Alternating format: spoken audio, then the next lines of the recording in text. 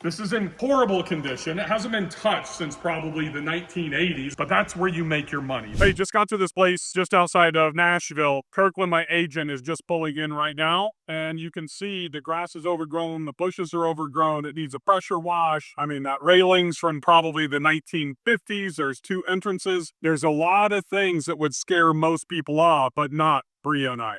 All right, let's take a look inside.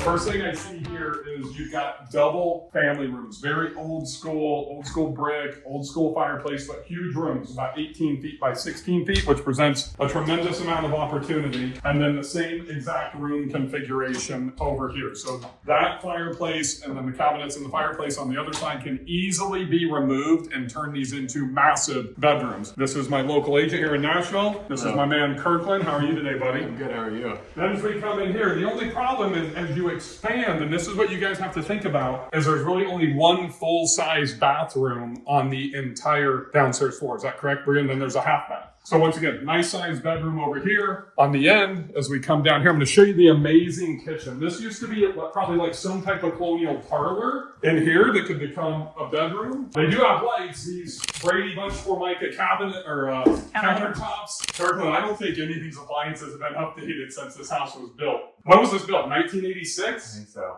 A lot of people right now are just going to walk out the front door. But here's the deal. If we take this wall down, we can extend all the way over to here for the center island. This wall comes down.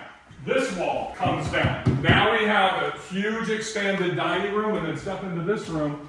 This closet, that wall comes down, that wall comes down. Now we have this massive family room coming into the dining room here. But there's still one mega problem. Here's the biggest problem for us as SDRs is we want to expand, right? This is the half bath that I was talking about previously. This is also, Brea, showing the second front door, right? So this is the door that we had to go in, but this presents an opportunity right here because this is wasted space. So we have plumbing and everything here. We have plumbing and water in here for the laundry room, right? So basically, since we need to add 2 bathrooms, this half bath gets pulled over to the middle, and that becomes a full bathroom ensuite for that first ginormous bedroom that I showed you. This laundry room and the closet on the other side opens up to where the big family room is going to be. That's going to be another full bathroom. And the wall behind you gets walled off. Behind the door gets walled off. And then you notice the shitty railings and everything right here. Those get yanked out. The stairs go away. We turn this into like a big, nice planter or something out front. Now we only have one entrance doorway.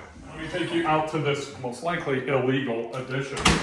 You can see the outdoor patio screen, these amazing steps right here. This is where Brea talked about we can make the music room, right? The Nashville room. Bring Nashville out here. So over here you put a stage, like a karaoke, you set up for a band, you have all of Broadway on the walls and everything. You're bringing Nashville into the property. And then you literally, if you've seen like the Murphy doors or almost like a barn door, imagine coming into this secret room because we have water, we got 240. This becomes the Nashville Speakeasy that's hidden behind the Nashville room. Just like all the speakeasies that we have in downtown Nashville, you go into hidden doors to be able to find them. So we're going to bring Nashville to this place because it is remote. And then one last thing I'll show you outside here. As we go out, I don't even know what you call this for you. This is like going through. It's like being in a bar. You're going out to the patio off the bar. Rooftop.